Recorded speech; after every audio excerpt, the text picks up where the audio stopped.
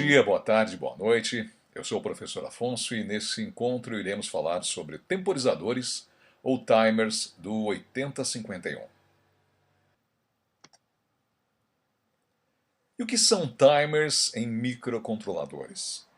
Timers são periféricos, são dispositivos inseridos dentro dos microcontroladores que nos permitem gerenciar eventos de tempo.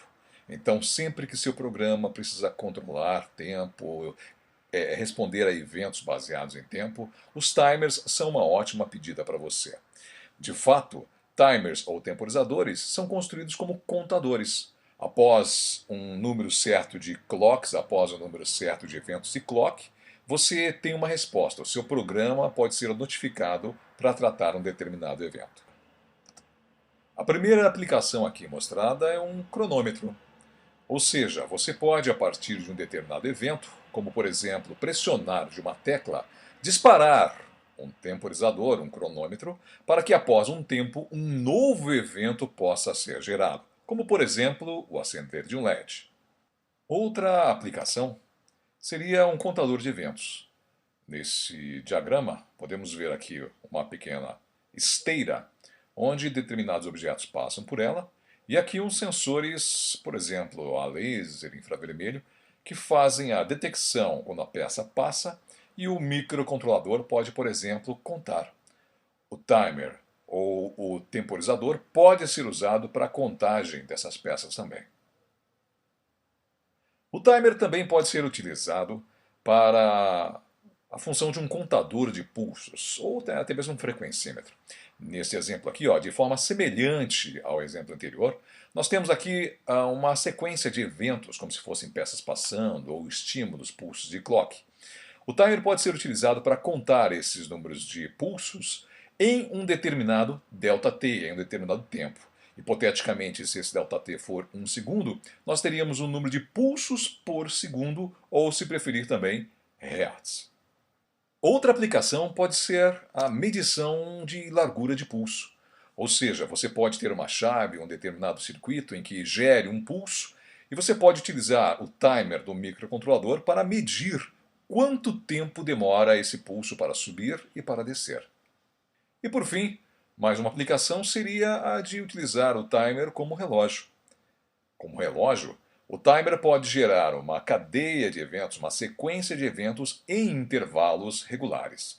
Ele difere do cronômetro, que tem apenas um disparo e um término. O relógio ele pode gerar várias e várias notificações em intervalos regulares. Dentro do 8051, de fato nós temos dois temporizadores, dois timers. Um deles conhecido como timer 0 e o outro conhecido como timer 1. Os dois são praticamente idênticos e cada um deles possui um conjunto de registradores e sinalizadores para a configuração e utilização do timer. Cada um deles é distinto e na explicação que nós faremos a seguir, eu irei explicar apenas o timer 0, mas já fica subentendido que você também tem disponível o timer 1. Cada um dos timers pode trabalhar em 4 modos distintos. O primeiro modo, o modo 0, é um modo herdado, o modo legado do 8048, uma versão de microcontrolador anterior ao 8051. Esse modo eu não irei explicar. O modo 1 já é um modo bastante interessante, um modo de 16 bits. Eu vou explicar mais à frente. O modo 2 é um modo conhecido como 8 bits com alta recarga, também irei explicar. E o modo 3 é um modo que é chamado de split timer, ou seja, ele pega cada um dos timers e divide em outros dois contadores. Não irei explicar devido à utilização também bastante restrita dele. Vamos explicar agora o timer 0, trabalhando no modo 1. Quando o timer 0 está no modo 1, nós temos os registradores TH0 e TL0 conjugados formando um circuito contador. Cada um desses registradores possui 8 bits e como eles estão conjugados, formam um contador de 16 bits. Aqui na entrada nós temos o clock. Ao aplicarmos um pulso de clock, esse circuito contador ele vai contando de forma crescente, ou seja, 0, 1, 2, 3 e assim por diante. É interessante destacar ainda que, como ele é um contador de 16 bits, o valor máximo de contagem dele é 65.535. Se ele estiver com 65.535 e receber mais um pulso de clock, ele automaticamente voltará para zero. Ao voltar para zero, ele vai sinalizar em TF0, vai levantar uma bandeira, um sinalizador, vai levantar uma bandeira, indicando que ocorreu um transbordo, ocorreu um estouro neste contador de 16 bits. Como está explicado aqui, ó, sinaliza que houve um transbordo. Muito bem, o clock aplicado na entrada desse contador pode ser proveniente de duas fontes. A primeira fonte mostrada aqui em cima é uma fonte, o clock aqui, ó, é mostrada a partir do sinal de clock, o pino X-tal1, o pino de clock do microcontrolador, já é dividido por 12. Ou seja, se você tiver um clock aqui de 12 MHz, você vai ter aqui nesse ponto 1 MHz. Além de poder ligar esse circuito contador ao clock do próprio cristal, baseado no próprio cristal, ele pode também ser ligado ao pino T0, um pino externo, um pino da porta P3. Então, de acordo com a seleção é feita através desse sinal CT. Se o sinal CT estiver, o sinal CT0 estiver em 0, ele vai estar ligando o timer, esse contador, no clock dividido por 12. Se o CT0 estiver em 1, ele vai estar ligando o clock ao pino T0 do microcontrolador, esse pino da porta P3. Observe que esse clock ainda, para alcançar o contador, precisa de que essa chave aqui, ó, que essa chave esteja acionada. Essa chave é controlada por um circuito de controle, como nós podemos ver aqui embaixo. Esse circuito de controle, ele é sinalizado, ele é controlado também por 3 sinais. TR0, que é um sinalizador, é uma bandeirinha que você, por software, o seu software pode acionar e desacionar. Gate 0 também é um sinalizador que por software você pode gerenciar.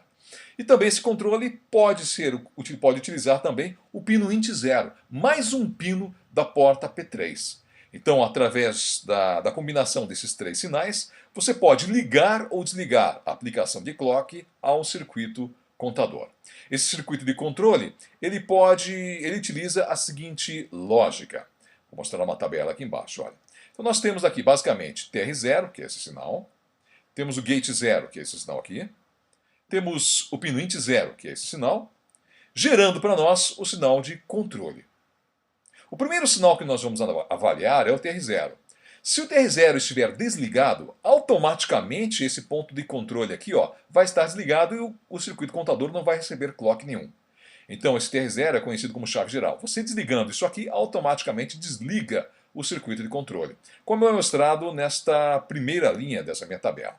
TR0 em 0, não importa gate 0, não importa o pino int 0, você vai ter o sinal de controle desligado.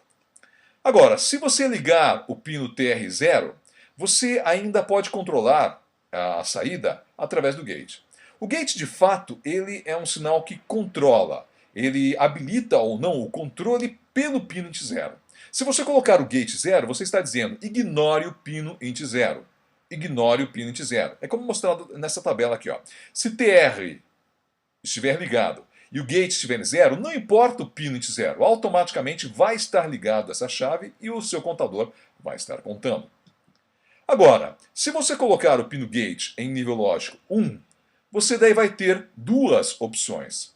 Se você colocar o gate em 1, TR1, e o gate em 1, caso o pino int 0 esteja desligado, esteja em nível lógico 0, a sua chave vai estar desligada. Caso o pino int 0 esteja em 1, a sua chave vai estar ligada, como está mostrando aqui nessa última linha. Então, se o pino gate estiver em 1 e o pino int 0 estiver em 0, vai estar desligado o timer. Agora, se estiver em 1 e o pino int 0 estiver em 1 também, você vai permitir que o clock passe para esses circuitos contadores. Talvez nessa hora você esteja se perguntando aonde estão esses sinalizadores, registradores, TR0, gate 0, TH0, L0 e assim por diante. Esses registradores e sinalizadores estão dispostos no mapa de memória. Você pode localizar aqui, ó, nós temos o mapa de memória dos registradores de funções especiais do 8051. A partir da posição 88, nós temos um conjunto de 6 registradores que configuram para você o timer. Em especial, nós temos TL0, TH0, que nós já vimos aí que são os registradores de contagem do timer 0, TL1 e TH1, que são os registradores de contagem do timer 1, que nós ainda não vimos.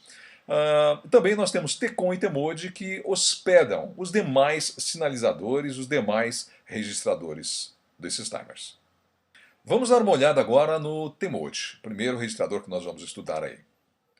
O TMOD, como é mostrado aqui, ele é um registrador de 8 bits, onde os 4 bits menos significativos configuram o timer 0, enquanto que os mais significativos configuram para nós o timer 1. Se observarmos apenas o timer 0, nós temos aqui o gate 0, que nós já vimos naqueles slides anteriores, CT0, também que configura aí a fonte do sinal de clock, e 2 bits que podem configurar para você um modo do registrador. Então, se você colocar o modo do contador, perdão, se você colocar 00, você vai ter esse contador trabalhando no modo 0. Se você colocar 0 e 1, vai estar trabalhando no modo 1, 10 vai estar trabalhando no modo 2, e por fim, se você colocar 1 e 1, você estará trabalhando no modo 3.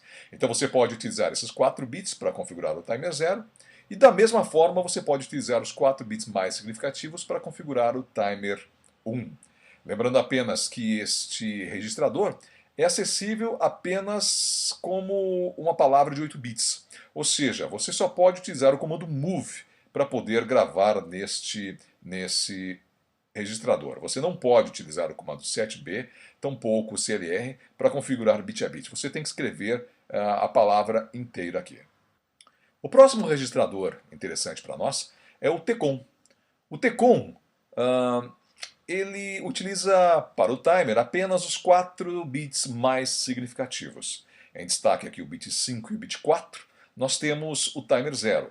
São reservados para o timer 0. Enquanto que os bits TF1, que é o bit 7 e 6, são reservados para o timer 1.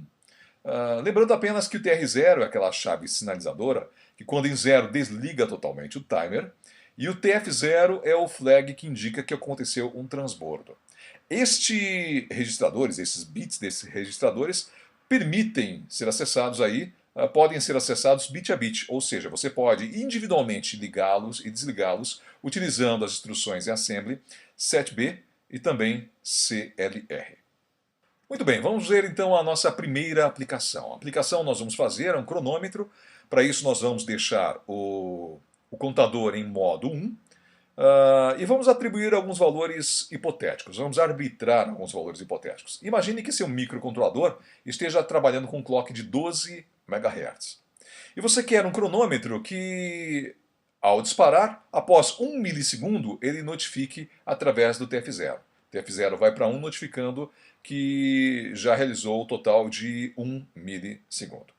A primeira coisa a ser feita é desligar o timer para que possamos fazer a configuração. Assim como no motor de um carro, você não vai mexer no motor de carro, não vai fazer a manutenção de um motor de carro com ele ligado.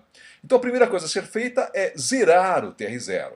Ao zerar o TR0, nós, como temos aqui, nós desligamos essa chavinha e o timer como um todo fica desligado. Uma vez que esteja desligado o TR0, nós vamos fazer o seguinte, vamos sinalizar através do gate que nós não queremos nos importar com o pino int 0. O pino int 0 não vai ser necessário para essa operação de cronômetro. Para isso, colocamos nível lógico 0 em gate 0. Ao colocar, então, TR0 em 0, desligamos, preparamos colocando gate 0 em 0 para dizer que esse pino agora é totalmente ou será totalmente ignorado.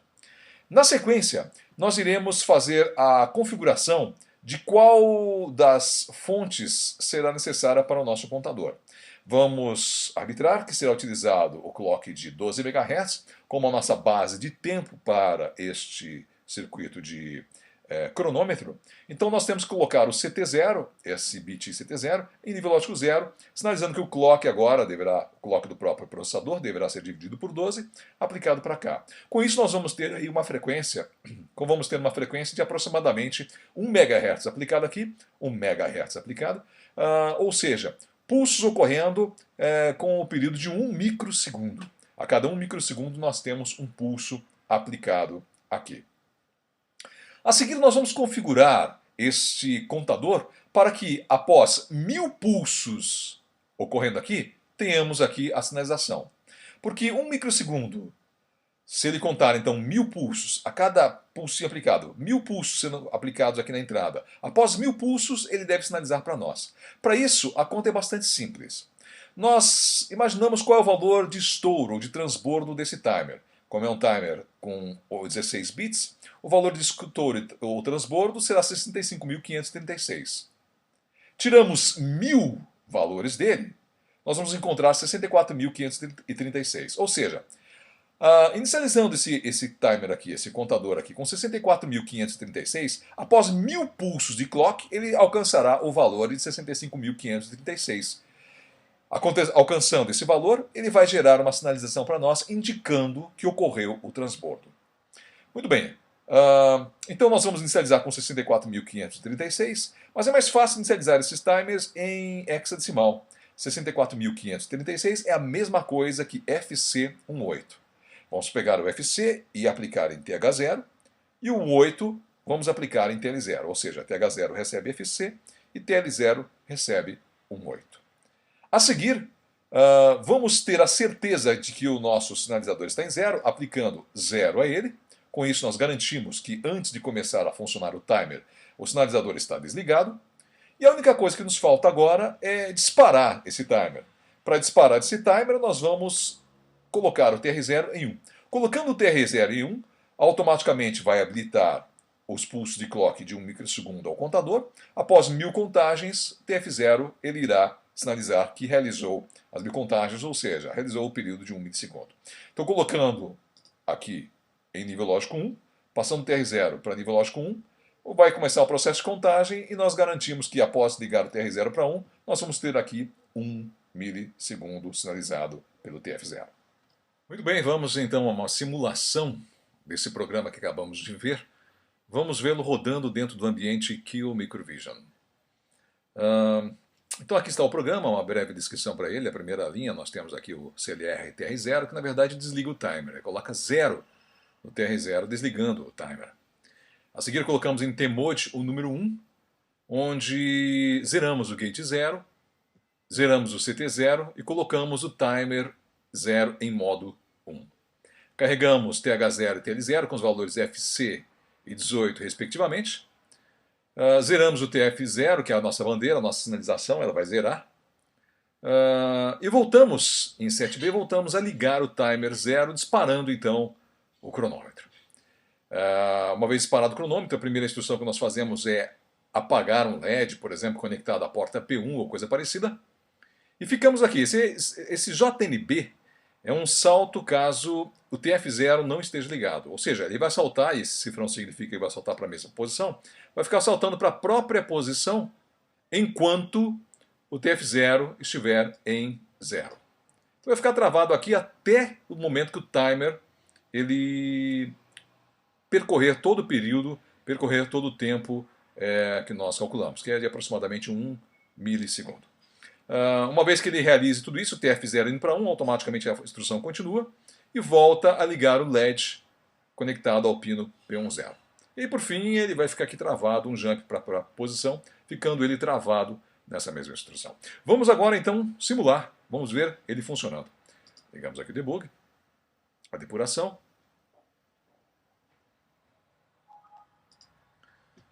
Uma vez que nós ligamos a depuração, observe que o timer está totalmente desconfigurado, está com 13 bits, modo 13 bits, TCONS, TH, TL, está tudo furado aqui, né? E a porta ela está totalmente em 1. Vamos executar passo a passo esse programa. Então a primeira instrução vai zerar o TR0, esse aqui.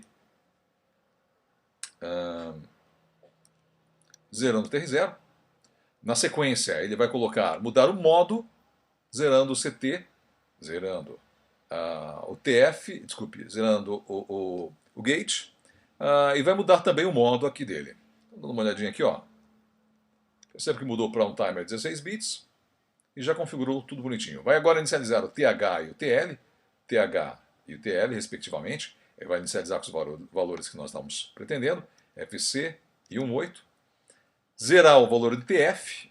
TF está aqui, ó, vai ser zerado. Já está zerado, mas vai zerar novamente, né, para garantir. E a seguir vai ligar o TR0.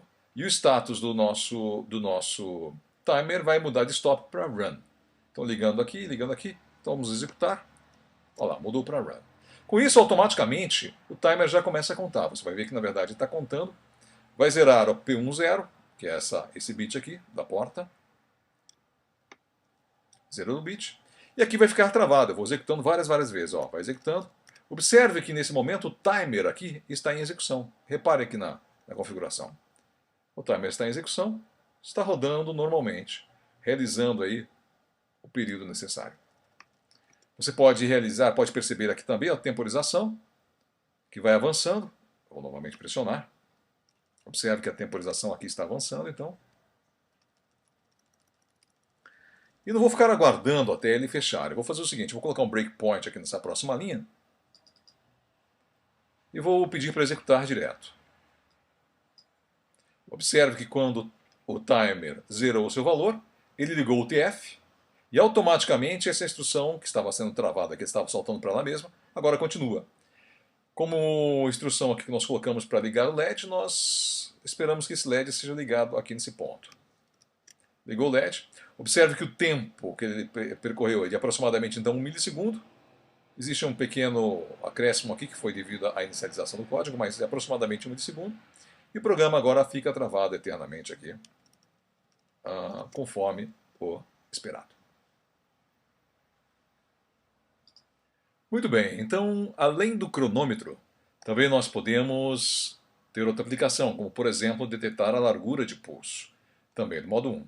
Assumimos também uma frequência de 12 MHz aplicado aqui na entrada. Como sempre fazemos, a primeira coisa a fazer é desligar o timer para poder fazer a configuração dele. Então, inicializamos aqui o TR0 com 0 para desligar o timer. Inicializamos o gate 0 com nível lógico 1. Isto porque agora nós queremos medir a largura de um pulso baseado nesse pino, aqui, o pino int 0. É esse pino que receberá o pulso. Então, enquanto esse pino estiver em 1, a ideia é que o controle deixe passar o sinal de clock, fazendo com que ele incremente o contador. O pino caiu para 0, automaticamente suspende e o valor da temporização está aqui colocado dentro de TH0 e TL0. Então, nós fizemos a configuração, TR0 com 0 para desligar, colocamos gate 0 em 1 para selecionar o pino. Na sequência, selecionamos também o clock do nosso circuito contador, será o próprio clock interno, que vai ser a nossa base de tempo, né? O clock do próprio cristal oscilador, 12 MHz, aqui nós vamos ter 1 MHz, ou seja, pulsos com um período de aproximadamente 1 microsegundo. Depois nós zeramos TH0 e TL0. A ideia aqui é zerar porque quando esse pino for para 1, vai começar a contar. Quando voltar para 0, nós vamos ter aqui já o próprio valor proporcional à temporização. O próprio valor proporcional à temporização. Na sequência, nós podemos ligar o TR0 para ligar o nosso circuito. E, finalmente, aplicar o pulso em nível lógico 1 aqui nesse pino int 0. Quando ocorrer do pulso ir para 1, a chave aqui será, essa chavinha deixará passar o pulso de 1 microsegundo.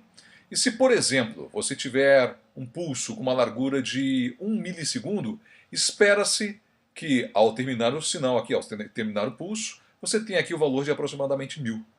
Então, com isso, nós temos uma resolução desse contador de aproximadamente 1 microsegundo. Além de medir a largura de pulso, o timer pode ser usado como um contador de eventos ou até mesmo trabalhando como um frequencímetro. Para isso, a ideia é utilizar o pino int 0. A cada pulso vai se incrementando aqui o contador.